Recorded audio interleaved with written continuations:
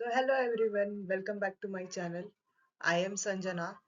और हम लोग प्लानिंग के जो फीचर्स है, उसके इम्पोर्टेंस, उसके डेफिनेशंस पढ़ रहे थे।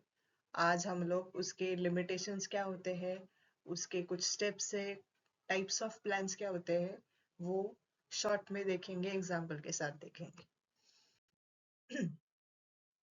अभी ये एक एग्जाम्पल है, पहले ये एग्जाम्पल समझ लो, फिर आपको मैं जो स्टेप्स है प्लानिंग के वो बताऊंगी लिंक करके। ठीक है। सपोज आपको 15,000 में 15,000 आपका बजट है। ठीक है, आपका फोन खराब हो चुका है, ये आपका फोन है, वो खराब हो चुका है। ठीक है, आपको नया फोन लेना है और आपने बजट डिसाइड किया कि मेरा बजट है 15,000। ठीक है, ये मेरा बजट है। अभी आप ऐसा अज्यूम करोगे कि शायद अभी फेस्टिवल आ रहे हैं, है ना, बहुत कुछ ऑफर्स आएंगे फेस्टिवल्स के साथ, तो अभी राइट टाइम है परचेस करने का। ठीक है, ये आप अजम्पशंस लेके चलते हो। ठीक है, कि may be this is the right time to purchase the mobile phone और एनीथिंग, मतलब स्कूटी रही, कार रही। तो हम लोग कुछ भी परचेस करना है तो सोचते कि शायद अभी दिवाली है, या शायद अभी नवरात्रि है, तो अभी शायद थोड़े ऑफर्स चल रहे रहेंगे। तो ये हम अजम्पशंस लेके चलते हैं। ठीक है, उसके बाद फिर हम लोग कौन से कंपनी से, कौन से कंपनी का फोन हमें परचेस करना है वो डिसाइड करते हैं, कि हम लोग सैमसंग से खरीदे या ओप्पो से खरीदे, वीवो से खरीदे, बहुत सारे ब्रांड ब्रांड है मोबाइल फोन्स के। तो उसमें से कौन सा फोन सिलेक्ट करें, ये हम लोग डिसाइड करते हैं। ठीक है, तो अभी हर एक ब्रांड को हम लोग उस उसका कैमरा क्वालिटी कैसा है, उसकी बैटरी कैसी है, सबसे इम्पोर्टेंट उसकी प्राइस। ये बहुत इंपॉर्टेंट फैक्टर है, क्योंकि ये कस्टमर को बहुत ज्यादा इन्फ्लुएंस करता है। भले उसकी कैमरा क्वालिटी कैसी भी हो, उसकी बैटरी स्टोरेज कैसी भी हो, अगर वो तीन ब्रांड से ये जो ब्रांड है वो थोड़ा सस्ता दे रहा है, तो कस्टमर इसी ब्रांड को प्रेफर करेंगे। ये कस्टमर बिहेवियर है। तो ये जो सैमसंग, अगर फॉर एग्जांपल सैमसंग का price, camera quality, storage, in all मुझे थोड़ा अच्छा लगा, तो मैं पहले सारे जो दूसरे कंपनीज है फोन के, उसको कंपेयर करोगी, वीवो को, ओप्पो को। ठीक है, फिर उसके बाद I will choose the best phone. मतलब क्या, मुझे सैमसंग बेस्ट लग रहा है, मैंने उस पे थोड़ा स्टडी किया, उसका उसकी क्या स्टोरेज कैपेसिटी है, ये सब चीजें स्टडी करके मैंने वो बेस्ट फोन सिलेक्ट किया। उसके बाद मैंने वो फोन दुकान में जाके, जहां भी शोरूम है वहां जाके परचेस किया। ठीक है, परचेसिंग दी फोन। और उसके बाद, जब परचेस करने के बाद फॉलो अप रखा कि कुछ डिफॉल्ट नहीं है, कुछ गलत नहीं है ना फोन में, या फिर ऐसे, तो ये होता है फॉलो अप।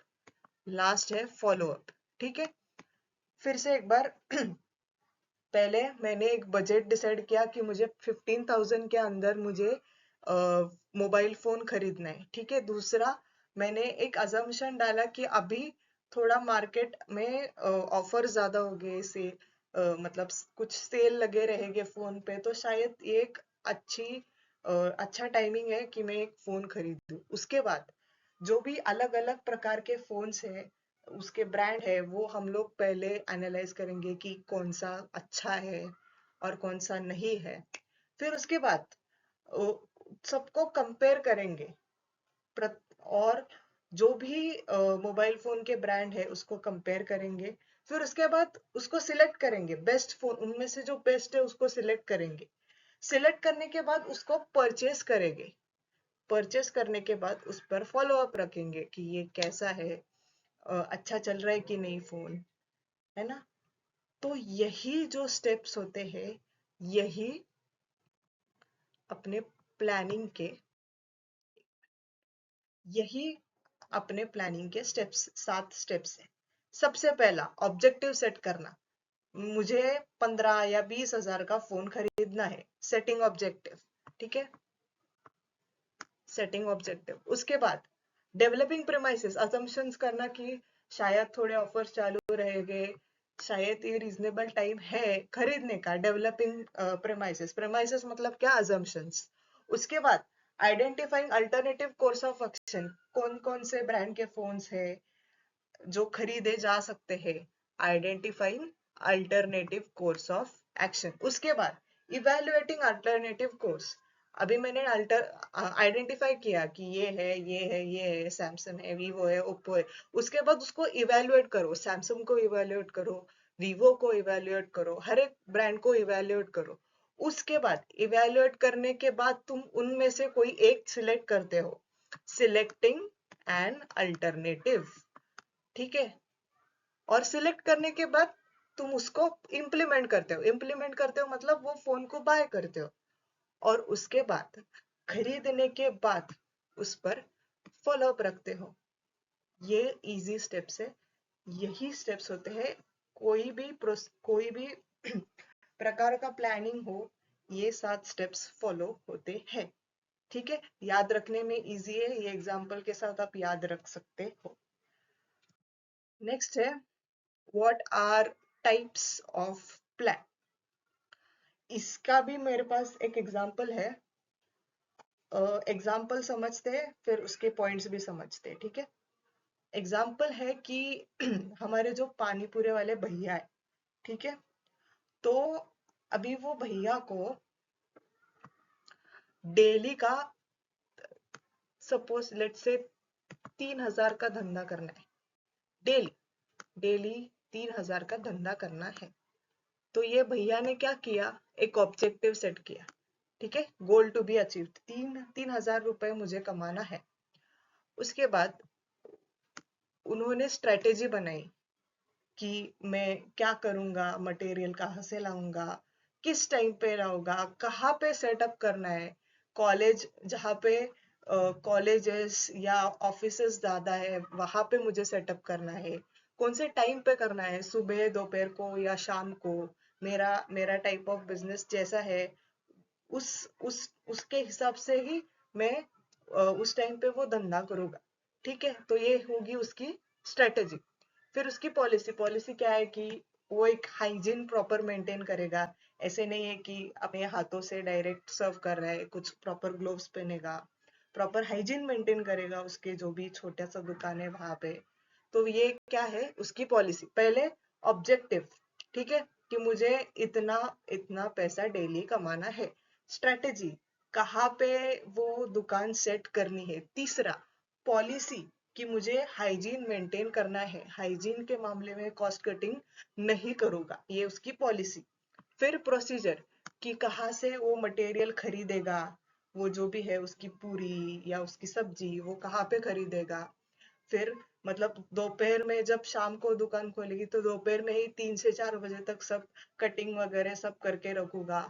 फिर जो भी प्रिपरेशन है वो, ये क्या है, ये प्रोसीजर है, स्टेप बाय स्टेप प्रोसेस है उसका। उसके बाद रूल, स्ट्रिक्ट रूल की मैं उधार ही नहीं देने वाला हूँ। जो भी है अगर आप खाना खा के जा रहे हो तो मुझे उस टाइम ही कैश पेमेंट कर दो, यूपीआई कर दो, जो भी है, उधार मत लो। ये एक उसका स्ट्रिक्ट रूल है। ठीक है, उसके बाद प्रोग्राम, टाइम स्केड्यूल मतलब क्या, कि आ, वही 3 से 4 बजे तक या 4 से 5 बजे तक मैं प्रिपरेशन करूंगा। फिर 6 से लेके 10 बजे तक मेरी दुकान खुली रहेगी, उसके पहले भी नहीं उसके बाद भी। तो ये उसने एक प्रॉपर टाइम स्केड्यूल मेंटेन किया है कि इतने टाइम में मेरी दुकान चालू रहने वाली है।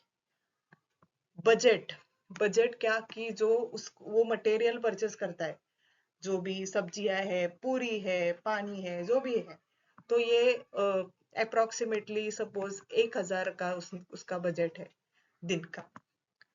ठीक है, अगर उसको वो 3 हजार कमाना चाहता है तो 1 हजार या 500 या 700 वट एवर, उसका उसने बजट रखा, इसमें सब मटेरियल वगैरह सब आना चाहिए। तो ये उसका एस्टिमेटेड एक्सपेंस है कि जो भी जितने भी एक्सपेंसेस है वो सब मिला के 1,000 तक आना चाहिए, उसके ऊपर नहीं जाना चाहिए। ठीक है, आई बात समझ में? थोड़ा लिंकिंग है सब। फिर से एक बार, objective goal to be achieve, मुझे 3,000 दिन के कमाने के, पानी पूरी वाले भैया का पर्सपेक्टिव लेके समझेंगे। स्ट्रैटेजी कहाँ पे सेट करना है वो। तीसरा, पॉलिसी, वो हाइजीन मेंटेन करेगा अपने दुकान में।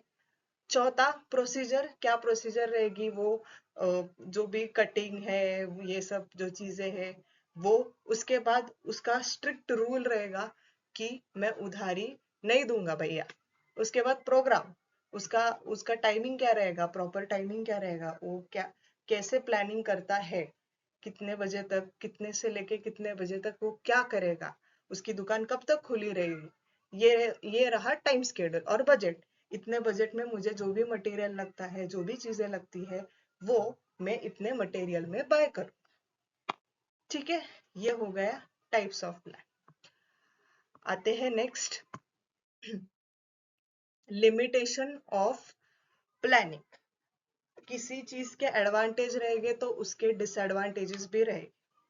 ठीक है, तो अभी इसके डिसएडवांटेजेस क्या है।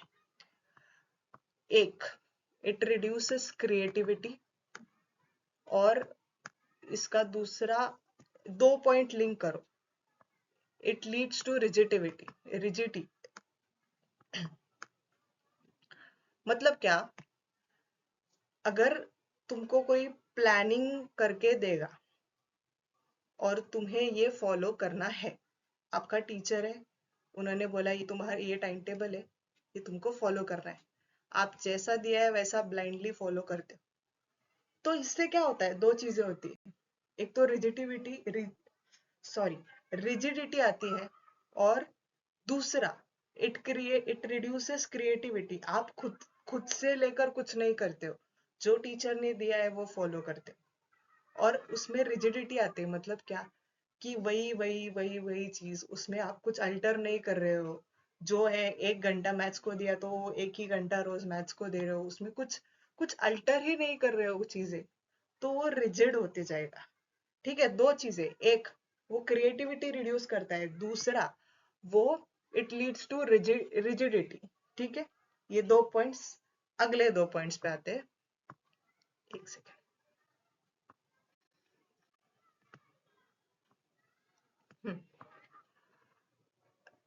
Huge cost, it involves huge cost, it and it is time consuming.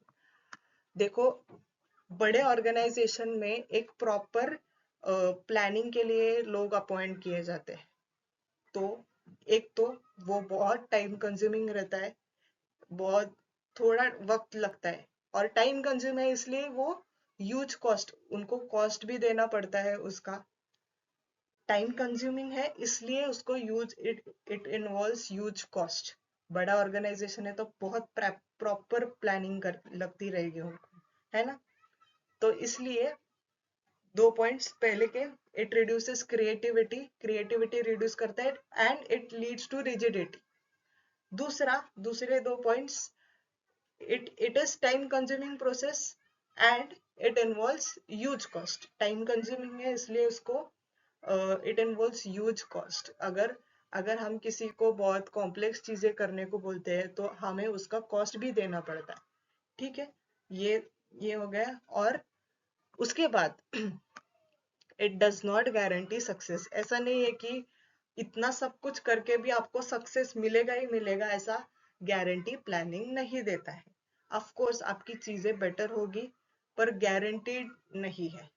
ठीक है, ये रहे लिमिटेशंस ऑफ प्लानिंग। ओके, तो thank you so much. I hope आपको लेक्चर अच्छा लगे, और अच्छा लगे तो प्लीज सब्सक्राइब जरूर करिएगा मेरे चैनल को। Thank you so much.